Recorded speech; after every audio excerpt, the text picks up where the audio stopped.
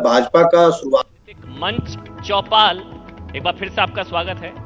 देखिए, जब बात चौपाल में तमाम सियासी मुद्दों की हो रही है, तमाम उत्तर प्रदेश से लेकर तमाम राज्यों की हो रही है, चुनावों की हो रही है, तो देश के ताज, देश का मुकुट, देश की आन बान और शान, जम्मू कश्मीर की बात ना हो ऐसा हो नहीं सकता है। और जम्मू कश्मीर की बात करने के लिए जम्मू कश्मीर के उपराज्यपाल, पूर्व केंद्रीय मंत्री मनोज सिन्हा जी अब हमारे साथ लाइव जुड़ चुके हैं। मैं चाहूंगा जोरदार तालियों के साथ, यहां बड़ी संख्या में मनोज जी हमारे साथ यहां पर लोग हैं। आपका अभिनंदन, आपका स्वागत सर, आपने समय निकाला। मेरे साथ मेरे वरिष्ठ सहयोगी अमिताभ सिन्हा भी हैं, हमारे इनपुट एडिटर, वो भी हमारे साथ हैं, वो भी आपसे बात करेंगे। लेकिन पहला सवाल मनोज जी मैं ही लूंगा आपसे। नमस्कार अमिताभ जी। जी मनोज जी, 2 साल में कितना बदला कश्मीर? 370 हटने के बाद 2 साल में कितना बदला कश्मीर?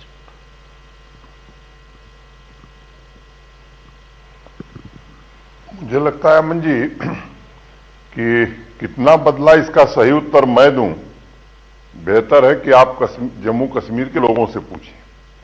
लेकिन चूंकि आपने पूछ दिया है, इसलिए मुझे कुछ बातें कहनी होंगी।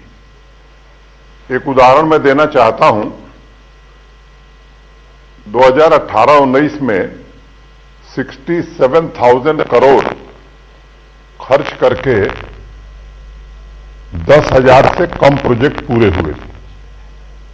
पिछले साल हमने उससे 4,000 करोड़ रुपए, माने 63,000 करोड़ खर्च किया है और 21,000 से ज्यादा प्रोजेक्ट पूरे किए।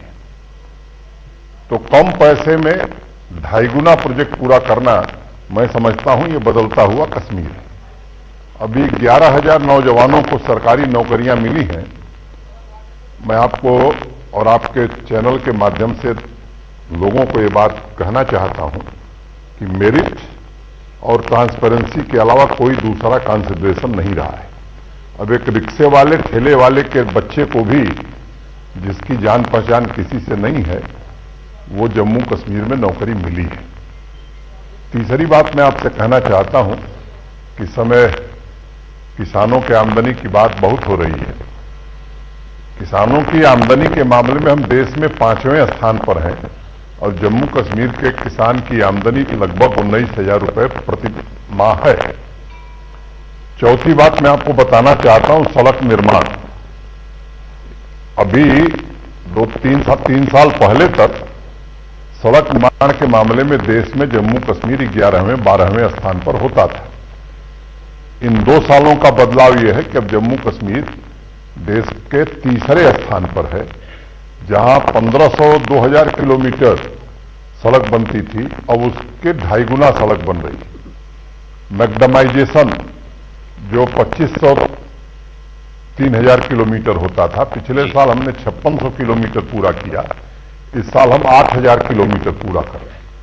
अगर मैं नेशनल हाईवे की बात करूं तो मोटे तौर पर पिछले कुछ सालों में अब ये 2,700 किलोमीटर के आसपास नेशनल हाईवे आज जम्मू कश्मीर में है। पहले जम्मू कश्मीर लद्दाख मिला करके 1,500-1,600 किलोमीटर हुआ करता था। अभी 25 नेशनल हाईवे की नई प्रोजेक्ट जम्मू कश्मीर में प्रारंभ हुई हैं। कटरा से नई दिल्ली एक्सप्रेसवे का निर्माण काम अभी शुरू होने जा रहा है। मैं आपको बताना चाहता हूं कि इंटरनेशनल फ्लाइट श्रीनगर से शारजाह की प्रारंभ हो गई। कितनी फ्लाइट श्रीनगर से चलती थी, कितनी जम्मू से चलती थी, अगर इस आंकड़े को आप देखेंगे तो मुझे लगता है कि अंतर स्पष्ट रूप से समझ में आएगा। अगर मैं बिजली की बात करूं तो आजादी के बाद से लेकर के और 2 साल पहले तक कुल जनरेशन क्षमता हमारी 3500 मेगावाट से कम थी जी। पिछले 6-8 महीनों में नेशनल हाइड्रो पावर कॉरपोरेशन के साथ हमने कई अनुबंध किए हैं और मैं आपके चैनल के माध्यम से बताना चाह रहा हूं जम्मू कश्मीर के लोगों को, देश के लोगों को, कि आने वाले 5 वर्ष में इतनी ही बिजली हम और बना लेंगे और बिजली के मामले में हम आत्मनिर्भर होंगे। ट्रांसमिशन और डिस्ट्रीब्यूशन की मैं बात करूं जी, तो पिछले 1-1.5 वर्षों में इतनी प्रोजेक्ट हमने पूरी की हैं कि पिछले साल गुलमर्ग के कार्यक्रम में, विंटर स्पोर्ट्स में, मैंने एक बात कही थी कि वादी के लोगों ने बर्फ और बिजली एक साथ देखी। तो ये बात कहने की स्थिति में हम आए। अगर मैं हेल्थ इंफ्रास्ट्रक्चर की बात करूं तो यहां 3 मेडिकल कॉलेज होते थे, 7 नए मेडिकल कॉलेज और जुड़ गए हैं, 2 नए एम्स आ गए हैं, 2 नए कैंसर इंस्टीट्यूट आ गए हैं, बोन इंस्टीट्यूट आ गया है, 7 नर्सिंग कॉलेज आ गए हैं। तो इतनी उपलब्धियां हैं, यहाँ IIT भी है, IIM भी है, यहाँ सेंट्रल यूनिवर्सिटी भी है, यहाँ एम्स भी है, यहाँ निफ्ट भी है। तो इतनी उपलब्धियां हैं कि मुझे लगता है कि अगर मैं मनोज जी एक एक की चर्चा शुरू करूं, ये उपलब्धियां, तो शायद कल शाम ये हो बदलाव, जाएगी। ये अंतर मुख्य धारा की जो पार्टियां उनको नहीं दिखता है। वो तो कह रही है बेड़ा गर्क कर दिया, 370 हटाकर कश्मीर, जम्मू कश्मीर में बुरा हाल हो गया। ये उनको नहीं दिखता है क्या? जी, मेरी बात पूरी नहीं हुई जी। मैं आपके सवाल का जवाब दूंगा, लेकिन सियासत की बात मैं नहीं करूंगा जो शुरुआत में आपने कही। मैं अपनी मर्यादा का ध्यान रखूंगा। यहां बड़े मात्रा में निवेश आ रहा है। प्रधानमंत्री जी और गृहमंत्री जी के कारण जो नई न्यू इंडस्ट्रियल स्कीम हमारी आई, जब बनी थी तो हमने सोचा था कि 15-20 हजार करोड़ का इन्वेस्टमेंट हमारे पास 2-3 सालों में आएगा। आज हमारे पास 31,000 करोड़ 31,000 करोड़ के प्रस्ताव आ गए हैं। ये वो प्रस्ताव हैं जिन्होंने इंडस्ट्री डिपार्टमेंट को बाकायदे फीस जमा की है, अपनी DPR जमा की, और 15,000 करोड़ के प्रस्ताव हमने स्वीकृत कर दिए हैं। बाकी भी दिसंबर अंत तक हम अधिकांश स्वीकृत कर देंगे। तो मैं आपको बताना चाहता हूं कि जो अनुमान हम कर रहे थे उसके दुगुना से ज्यादा इन्वेस्टमेंट यहां आ रहा है। तो आप बदलते हुए जम्मू कश्मीर में ये सब एक नई घटनाएं हो रही हैं। अगर एक टूरिज्म और जम्मू कश्मीर, मुझे लगता है कि ये दोनों एक ही सिक्के के 2 पहलू। आज देश में सबसे ज्यादा टूरिस्ट यहीं आ रहा है, और पिछले 7 साल के आंकड़ों को अगर आप देखेंगे तो सब्सटेंशियल इंक्रीज है। नवंबर महीने में 13 लाख से ज्यादा लोग आए जी। उसके पहले 12.5 लाख लोग आए थे अक्टूबर में, उसके पहले सितंबर में 12 लाख आए थे, अगस्त में 11,28,000 आए थे, जुलाई में 10,50,000 आए थे जी। तो ये आंकड़े गवाही दे रहे हैं कि चीजें बड़ी तेजी से बदल रही हैं, और यहां की आवाम विकास देखना चाहती है, शांति देखना चाहती है, समृद्ध होना चाहती है। सवाल है आपसे मनोज जी, आपने कहा आप पॉलिटिकल कमेंट नहीं करेंगे, मैं उसकी रिस्पेक्ट करता हूं, आप उपराज्यपाल के पर हैं, लेकिन ये बता सकते हैं कि ये क्या 370 हटने का फायदा हुआ? मतलब ये है कि 370 हटने से ये सारी चीजें संभव हुई, 370 हटने का फायदा हुआ, मैं ये कह सकता हूं? मैं आपको 2-3 बातें बताता हूं, और उससे मुझे लगता है कि स्वतः आप बोलने लगेंगे या आप खुद महसूस करेंगे।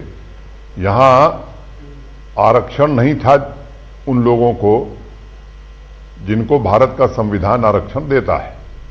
अब उनको आरक्षण मिल गया है, नौकरी में भी मिल गया है और एजुकेशन में भी मिल गया है। यहां जाति के आधार पर तय होता था कि कौन जमीन ले सकता है, कौन जमीन नहीं ले सकता है। यह एक कम्युनिटी है, सिख, महाजन, खत्री। पुराने कानून के मुताबिक वो जमीन ले ही नहीं सकते थे खेती वाली। तो 370 हटने का फायदा ये हुआ कि अब वो भी जमीन खरीद सकते हैं। हमारे शेड्यूल ट्राइब के भाई हैं, गुजर, बकरवाल, गद्दी, सिप्पी, जो सीमाओं पर मैं समझता हूं कि भारत की सुरक्षा के लिए सेना की भी मदद करते हैं और ऊंची पहाड़ियों पर रहते हैं। फॉरेस्ट राइट एक्ट लागू नहीं हो सका था, अब उनको फॉरेस्ट राइट एक्ट का लाभ मिल रहा है, और मंत्रालय की अनेक योजनाएं उनको लाभान्वित कर रही हैं, उनके जीवन में बदलाव ला रही हैं। तो मैं समझता हूं कि यहां की बहनें थी हमारी, आप सब जानते हैं कि यहां की बहन अगर शादी दूसरी जगह हो जाती थी तो हक तलफी हो जाती थी। अनेक ऐसे बदलाव हुए हैं पिछले 2 साल में जिसका प्रभाव सकारात्मक ढंग से पड़ा है, और लोगों को यह लग रहा है कि नहीं, भारत के संविधान ने जो व्यवस्था की है वो देश के लिए भी उचित है और जम्मू कश्मीर के लिए भी उचित है। कब तक आतंक मुक्त होगा कश्मीर? मैं आपका एक स्टेटमेंट पढ़ रहा था, आपने कहा 2 साल में हो जाएगा। और उसका एक पार्ट पढ़ा आपने।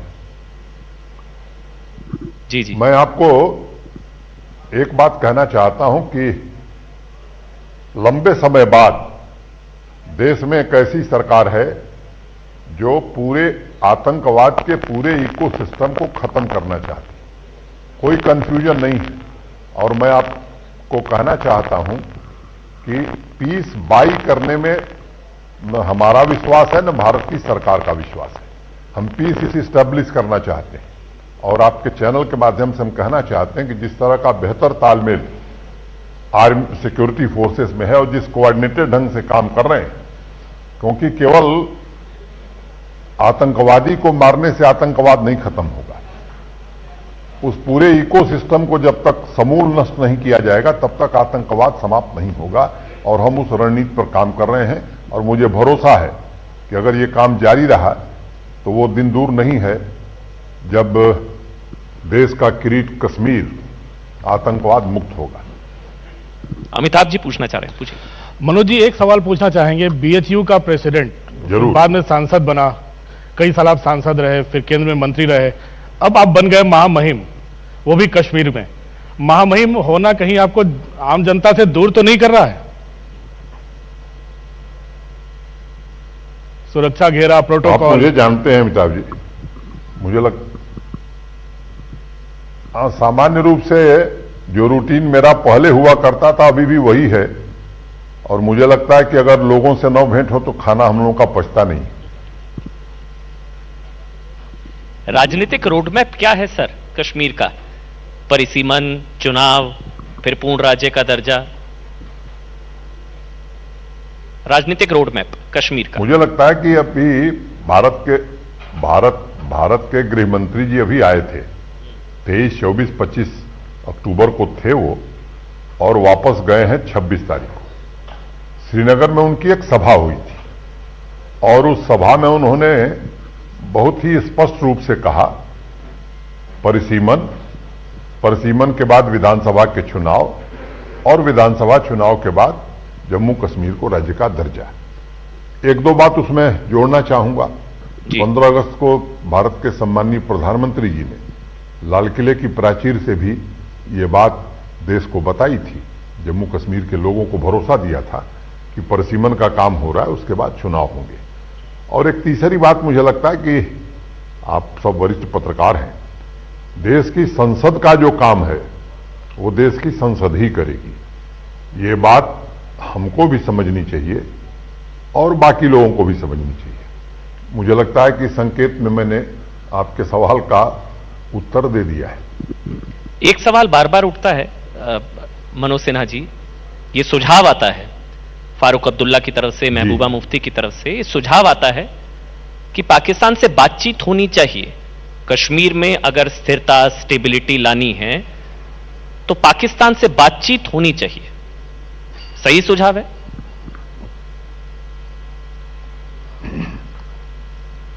मुझे लगता है कि हमारे प्रशासन की और भारत सरकार की नीति बड़ी स्पष्ट है कि हम जम्मू कश्मीर की आवाम से बात करेंगे, जम्मू कश्मीर के युवा से बात करेंगे, जम्मू कश्मीर के नागरिकों को विश्वास मिलेंगे। जम्मू कश्मीर भारत का अभिन्न अंग है, जम्मू कश्मीर भारत का अटूट हिस्सा है, जम्मू कश्मीर के लोग हमारे हैं, हम उनके हैं। इसमें तीसरे किसी से बात करने की गुंजाइश मुझे दिखती नहीं। महबूबा मुफ्ती का एक स्टेटमेंट था सर अभी कि कश्मीर को अगर साथ रखना है तो 370 बहाल करो। मेरी व्यवस्था है कि राजनीतिक लोगों के बयान पर मैं प्रतिक्रिया नहीं दे सकता, लेकिन मैंने जो आपके इसके पहले वाले प्रश्न के उत्तर में एक बात हमने कही जी कि भारत की संसद सार्वभौमिक है और जो लोग देश के संविधान को समझते हैं और कम से कम संवैधानिक पदों पर रहे, उनसे अपेक्षा ये देश जरूर करता है, देश के लोग भी करते हैं कि संसद की सार्वभौमिकता और देश के संविधान को समझने की जरूरत है। जो फैसला संसद ने लिया है, सर्वसम्मति से लिया है, उस पर मुझे लगा है कि मुनासिब नहीं होगा कि मैं प्रतिक्रिया दूं। चुनाव कब तक संभव है सर जम्मू कश्मीर में? चुनाव कब तक संभव है? मैंने उत्तर दिया, परिसीमन के बाद। परिसीमन का काम चल रहा है और परिसीमन आयोग वो एक संवैधानिक संस्था है देश का चुनाव आयोग, और अपने भारत के चुनाव आयोग की बड़ी साख है। और मैं समझता हूं कि हम सौभाग्यशाली हैं कि हमारे पास ऐसा चुनाव आयोग है, न्यायपालिका ऐसी है, और हमारे चुनाव आयोग पर कोई प्रश्न चिन्ह कभी उठा नहीं है। और मैं मानता हूं कि जैसे ही परिसीमन होगा, जैसा प्रधानमंत्री जी ने कहा है लाल किले की प्राचीर से, या अभी देश के गृह मंत्री जी ने संसद में पिछली बार कहा था, और पार्लियामेंट के फ्लोर पर कही गई बात का महत्व क्या है, ये अमिताभ जी भी समझते हैं और आप भी समझते हैं। तो उस पर भरोसा करना चाहिए। परिसीमन के बाद चुनाव होंगे।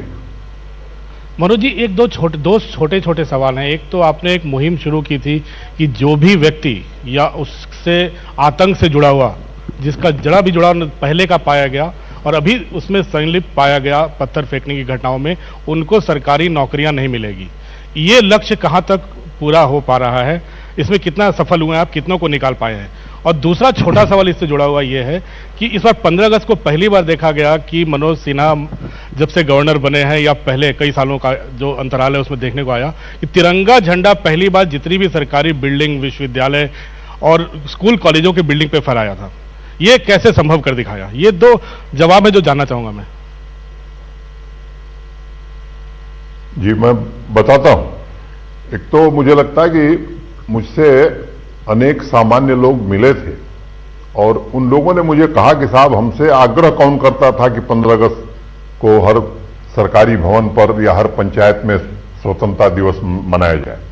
और मुझे प्रसन्नता है कि तिरंगा झंडा कम पड़ने लगा था इस बार 15 अगस्त 2020 को, जब स्वतंत्रता दिवस हम जम्मू कश्मीर में मना रहे थे। जम्मू में पहले से भी इसका प्रचलन था, लेकिन कश्मीर घाटी में मैं आपको कहना चाहता हूं कि हर विद्यालय पर, हर पंचायत में, हर कॉलेज में, हर विश्वविद्यालय में और हर सरकारी संस्थान में उत्साह से लोगों ने मनाया। और मोटे तौर पर 4 लाख से ज्यादा लोगों ने हिस्सा लिया कार्यक्रमों में। एक प्रतियोगिता भी हमने कराई थी नेशनल एंथम को, डिस्ट्रिक्ट लेवल पर, डिविजनल लेवल पर और पूरे यूटी लेवल पर। उसमें बच्चों ने पार्टिसिपेट किया। और जो बात आप कह रहे हैं सरकारी नौकरियों में, ये सच है कि फैसला हमारा ये है कि सरकारी सुविधाओं का लाभ ऐसे किसी व्यक्ति को नहीं मिलेगा जिसका दूर दूर तक आतंकवाद से कोई वास्ता है या आतंकवाद बढ़ाने में वो मदद करता है। और आपको मालूम है कि भारतीय संविधान की धारा 311(2)(c) में ये प्राविधान है कि अगर कोई स्टेट के लिए खतरा है, कोई आतंकवाद को बढ़ाता है, टेरर फंडिंग में इन्वॉल्व है, तो बिना कारण बताए उसे सरकारी नौकरी से बर्खास्त किया जा सकता है। और संविधान सभा की अगर बहस को आप देखेंगे तो उस समय सरदार पटेल और डॉक्टर भीमराव अंबेडकर दोनों ने इस बात की पुरजोर वकालत की थी कि हाँ, स्टेट के पास ये अख्तियार होना चाहिए कि अगर कोई व्यक्ति स्टेट के लिए खतरा है तो वो सरकारी सेवाओं में नहीं हो सकता है। और इसका उपयोग हुआ है। बाकायदे चीफ सेक्रेटरी की अध्यक्षता में एक समिति है जिसमें डीजी सीआईडी हैं, होम सेक्रेटरी हैं, डीजी पुलिस हैं, और मामले की पूरी जांच होती है। और ऐसे जो लोग पाए गए हैं निकाले गए हैं और आगे भी निकाले जाएंगे। हमने यहां तक जो नई नौकरियां मैंने कहा कि 11,000, उसमें भी ये शर्त रखी गई है, उसका सीआईडी वेरिफिकेशन होता है, और जिसके खिलाफ कोई इस तरह का मामला है वो सरकारी नौकरी नहीं पा सकता और सरकारी मदद भी नहीं पा सकता। सर, कश्मीरी पंडितों की घर वापसी से जुड़ा भी एक सवाल है। आपने कहा कि हालात बहुत तेजी से बदल रहे हैं, वो चीजें दिख रही हैं, इन्वेस्टमेंट है 35,000 करोड़, 25,000 करोड़ के प्रपोजल आ चुके हैं, चीजें बदल रही हैं, विकास हो रहा है, नया कश्मीर। कश्मीरी पंडितों की घर वापसी के लिए 31,000 करोड़ मैं सुधार करूंगा जी, 25,000 करोड़ नहीं, 31,000 करोड़ जी, 31,000 करोड़। कश्मीरी पंडितों की घर वापसी के लिए अनुकूल माहौल कब तक, कितना समय?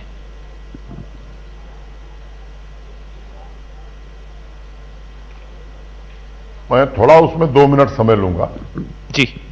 एक भारत सरकार ने पीएम पैकेज में 6,000 नौकरी, 6,000 घर कश्मीरी पंडितों के लिए प्राविधान किया था। आज मैं आपको यह बताने जा रहा हूं कि 132 पदों को छोड़ करके सारे पद भर दिए गए हैं, जो 3000 भरने के लिए पता नहीं कितने वर्ष लग गए थे, और 132 में से भी मोटे तौर पर 80 पदों का विज्ञापन भेज दिया गया है निकालने के लिए। 6000 घर वो हनुमान जी की पूंछ हो गया था, कहा था बनेगा कि ना, बड़ा कठिन प्रश्न खड़ा हो गया था, यक्ष प्रश्न की तरह। तो उसमें लगभग 3500 घरों के निर्माण का काम जारी है, बाकी के टेंडर हो रहे हैं, वो भी 1.5 साल में बना करके लोगों को दे दिए जाएंगे। जो माइग्रेंट लोगों की प्रॉपर्टीज थी, चाहे वो डिस्ट्रेस सेल हुआ हो, इंक्रोचमेंट हो, उसको खाली कराने का भी अभियान चलाया गया। और मैं आपको कह सकता हूं कि काफी संख्या में एक पोर्टल हमने बनाया है, देश दुनिया के किसी हिस्से से कोई भी माइग्रेंट, उसमें केवल कश्मीरी पंडित नहीं, उसमें सिख भाई भी हैं, कुछ मुस्लिम भाई भी हैं, अगर उस पर आवेदन करता है तो उसकी जांच हम कराते हैं और 15 दिन में कार्रवाई करते हैं। और मुझे लगता है कि इन सब चीजों का ही फ्रस्ट्रेशन कुछ लोग निकाल रहे थे, निर्दोष लोगों की सॉफ्ट टारगेट की किलिंग करके, और इसलिए हमको रणनीति थोड़ी बदलनी पड़ी है कि पूरे इकोसिस्टम को समूल नष्ट करना है। और मैं उम्मीद करता हूं कि जो बात मैंने कही कि इस इकोसिस्टम पर प्रहार हम कर रहे हैं, अमन चैन शांति पूरी तरह से कायम हो जाए, तो स्वाभाविक रूप से और भी कई उपाय कर रहे हैं जो मैं चैनल के माध्यम से नहीं कहना चाहता हूं, लेकिन जल्द ही उस बारे में भी देश को जानकारी मिलेगी कि लोग कैसे सुरक्षित और सम्मानपूर्वक वहां रह रहे हैं। आपने अभी खुद एक शब्द का इस्तेमाल किया, टारगेट किलिंग। माखनलाल बिंद्रू, सुपिंदर कौर, वीरेंद्र पासवान, दीपक चंद, ये बहुत नाम है। उस टारगेट किलिंग ने लोगों को डराया, लोग 90 से तुलना करने लगे। जी, अब मैंने कश्मीर को लेकर के, देश में बड़े ज्ञानी लोग हैं और दिल्ली में बैठे हुए और भी ज्ञानी लोग हैं, तो उनका ज्ञान भी कभी कभी ज्यादा प्रदर्शित हो जाता है। लेकिन मैं आपके माध्यम से बताना चाहता हूं कि एक नाकाम कोशिश की गई थी, टूरिस्ट आ रहा है, इन्वेस्टमेंट आ रहा है, विकास हो रहा है, तो हमारे पड़ोसी को ये सब बातें अच्छी नहीं लगती। सॉफ्ट टारगेट चिन्हित किए गए, 5-6 लोगों को हमसे, हमारे बीच से, वो हमारे बीच नहीं है, उनकी दुर्भाग्यपूर्ण मौत हुई। उस समय मैंने बात कही थी कि ये मासूम लोगों के जो आंसू बहे हैं, इसके एक एक कतरे का हिसाब होगा। और आज मैं आपके चैनल के माध्यम से कहना चाहता हूं कि चिन्हित करके उसमें से कोई बचा नहीं है जो लोग इन घटनाओं में शामिल रहे हैं। और एक नाम अभी तैर रहा है, वो भी मुझे लगता है कि उसकी सूचना भी आप तक जल्द मिलेगी। जी, एक बचा बासित, ये आंकड़ों के हिसाब से भी देखेंगे तो मुझे लगता है कि वो चाहे सिविलियन किलिंग हो, फोर्सेस की किलिंग हो, स्टोन पेल्टिंग, अब इतिहास की बात हो गई है, तो इस मामले में भी पिछले 2 वर्षों में भारी सुधार हुआ है। लेकिन पहले के जो मानक थे, उन मानकों पर हम खरे नहीं उतरते। हमारे लिए किसी एक निर्दोष व्यक्ति की किलिंग उतनी ही महत्वपूर्ण है जितनी 100 लोगों की। और इसलिए हम ऐसी सिचुएशन पैदा करना चाहते हैं जहां एक भी निर्दोष व्यक्ति न मारा जा सके। हमारे स्टैंडर्ड वो हैं। कुछ लोगों के स्टैंडर्ड और रहे होंगे, जिस स्टैंडर्ड के आधार पर लोग कहते हैं कि हमने तो आतंकवाद खत्म कर दिया था, हमारे वो मानदंड नहीं है। हमारा मानदंड थोड़ा डिफरेंट है, इसलिए मैं मानता हूं कि आने वाले 2-2.5 साल में वो स्थिति हम प्राप्त करेंगे। बिल्कुल मनोज जी, वो प्रेस कॉन्फ्रेंस मैंने भी देखी थी जिसमें आतंकियों की टारगेट किलिंग शुरू हुई और सबको मारा गया है, सिर्फ एक बचा है बासित। मुझे नाम भी ध्यान है, प्रेस कॉन्फ्रेंस, सिर्फ एक बचा है बासित, जिसने टारगेट किलिंग की थी। सबका हिसाब हुआ। क्योंकि ये सवाल इसलिए जरूरी है मनोज जी, उमर अब्दुल्ला ये कह रहे थे, पॉलिटिकली अगर आप ना, लेकिन वो नीतियों पर सवाल उठा रहे थे, अगर आप उस पर बोले। उन्होंने कहा कि ये सरकार की नीतियों की वजह से आम कश्मीरी हथियार उठा रहे हैं। पहले जिन जिन इलाकों में मिलिटेंसी नहीं थी, आज उन इलाकों में मिलिटेंसी है सरकार की नीतियों की वजह से और 370 हटाने की वजह से।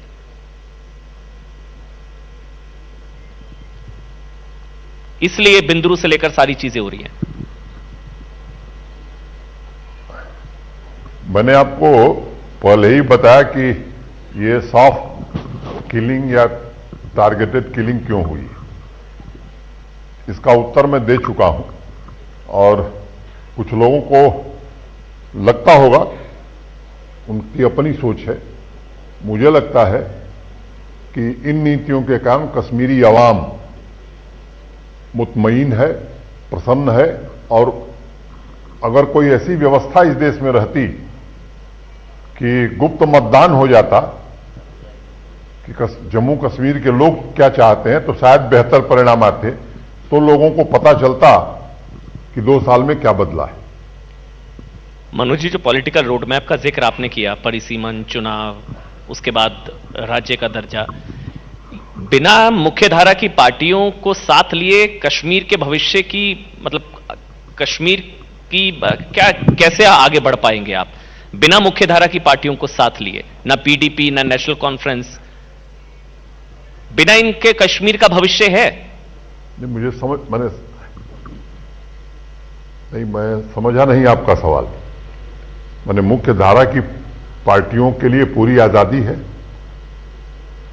बयान देने की आजादी है, राजनीतिक गतिविधि चलाने की आजादी है, जितना सुरक्षा व्यवस्था उनको चाहिए वो प्रशासन दे रहा है, रोज जाकर के वो सभा कर रहे हैं, आपके चैनल पर दिखाया जा रहा है। तो मुझे लगता है कि पॉलिटिकल प्रोसेस में जो सुविधा प्रशासन को उपलब्ध करानी चाहिए वो पूरी सुविधा हम उपलब्ध करा रहे हैं। और विधानसभा के चुनाव ही पॉलिटिकल प्रोसेस है, ऐसा मुझे लगता है कि देश नहीं मानता है। पहली बार यहां 3 टियर पंचायती सिस्टम लागू हुआ और डिस्ट्रिक्ट कैपेक्स का बजट पंचायत प्रतिनिधियों से, डीडीसी के प्रतिनिधियों से और डीडीसी के प्रतिनिधियों से वाइड कंसल्टेशन के आधार पर बना। और पिछले साल की तुलना में 2.5 गुना से ज्यादा डिस्ट्रिक्ट कैपेक्स बजट पारित हुआ है। लोकसभा के चुनाव हुए हैं और विधानसभा के बारे में भी मैंने बता दिया, गृह मंत्री जी ने बताया है, देश के सम्मानीय प्रधानमंत्री जी ने बताया है। तो किसी पॉलिटिकल पार्टी को रोका तो जा नहीं रहा है। और भारत के संविधान में सबको आजादी है, कोई पॉलिटिकल पार्टी में है तो भी, और यहां तो निर्दल लोग भी चुनाव लड़ सकते हैं। जी जी जी, नहीं वो तो चुनाव ही नहीं लड़ते ना सर। होगा तो सब लोग उसमें पार्टिसिपेट, तो चुनाव का बहिष्कार कर देते हैं ना मनोज जी। कौन बहिष्कार करता है? पीडीपी, एनसी 370 के विरोध में चुनाव का ही बहिष्कार किया था। सब लोग पार्टिसिपेट किए थे। नहीं, अभी चुनाव हुआ, सब लोग पार्टिसिपेट किए थे। अभी तो 10 महीने पहले हुए हैं चुनाव डीडीसी के। Every political party participated in that election. और मैं आपको बताऊं कि पिछले लोकसभा विधानसभा चुनाव से अगर आप तुलना करेंगे तो जो स्थान सोपैया में भी जबरदस्त मतदान हुआ था, पुलवामा में भी जबरदस्त मतदान हुआ था, 103 साल का बुजुर्ग व्यक्ति भी मतदान किया और 18 साल के नौजवान ने भी मतदान किया। महिलाएं बड़ी संख्या में निकल करके ठंड के दिनों में मतदान केंद्रों पर आई। और मैं आपको बताना चाहता हूं और जिम्मेदारी से बात बताना चाहता हूं जी कि पूरी तरह से निष्पक्ष चुनाव हुए और एक बूंद रक्त की जम्मू कश्मीर की धरती पर नहीं गिरी। इस तरह का चुनाव पहली बार हुआ है। और यहां के लोग कहते हैं कि साहब इस तरह के चुनाव तो हमने देखे नहीं थे। अमिताभ जी। मनोज जी, एक सवाल पूछना चाहेंगे। कोरोना का काल आया, उसके बाद टारगेटेड किलिंग्स भी कुछ ऐसी हो गई जिसने लोगों को डराया। क्या आपने आंकड़े कुछ बताए, लेकिन क्या आपको लगता है उससे कुछ पर्यटक डरे हैं?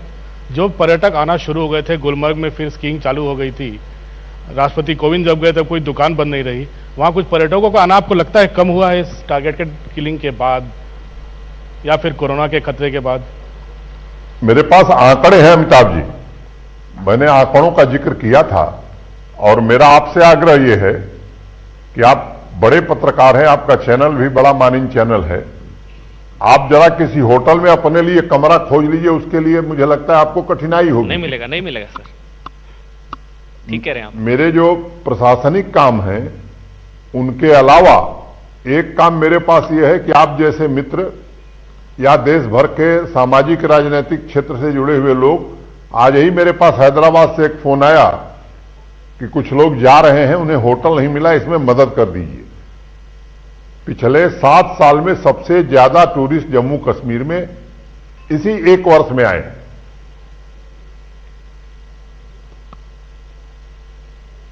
बस एक आखिरी सवाल सर, मनोज जी बस एक आखिरी सवाल आपसे, कश्मीर का आगे का भविष्य बस आपसे जानना चाहेंगे।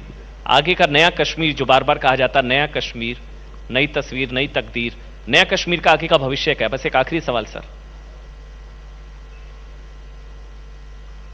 भयमुक्त, भ्रष्टाचार मुक्त, लोकतांत्रिक और विकसित जम्मू कश्मीर जो नए भारत के निर्माण में भी नए जम्मू कश्मीर के रूप में अपना योगदान दे सके, ऐसा जम्मू कश्मीर आने वाले 2-2.5 वर्ष में बनता हुआ दिख रहा है। और मेरी प्रार्थना होगी माता वैष्णो देवी से कि वो ताकत हम सबको दें ताकि वो ऐसा जम्मू कश्मीर हम बना सकें, 2 से 2.5 साल लोगों में के सहयोग से बना सके, आवाम के सहयोग से बना सके। जी बहुत बहुत धन्यवाद सर, बहुत बहुत धन्यवाद महामहिम जम्मू कश्मीर के उपराज्यपाल, पूर्व केंद्रीय मंत्री धन्यवाद मनोज सिन्हा जी, आपने समय निकाला न्यूज़ 18 इंडिया के लिए चौपाल के